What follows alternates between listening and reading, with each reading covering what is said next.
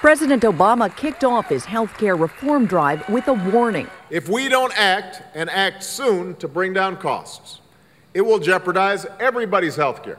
This weekend, he revealed new details of how he trimmed federal costs elsewhere to cover some 45 million uninsured Americans. This includes over $300 billion that we will save through changes like reducing Medicare overpayments to private insurers and rooting out waste in Medicare and Medicaid.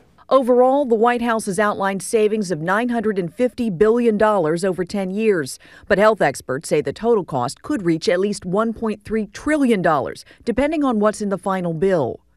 Mr. Obama has outlined his plan in broad brushstrokes, but has left specific details to congressional Democrats. They've considered everything from taxing employer-provided health benefits, which the president opposed during the campaign, to reducing tax deductions for the wealthy, and even adding a tax on sugar and alcohol. For Republicans, the sticking point is the president's proposed public health care plan to cover the uninsured and underinsured. That program would compete with private health care, in theory driving down costs. Americans could keep their current coverage or choose the public option.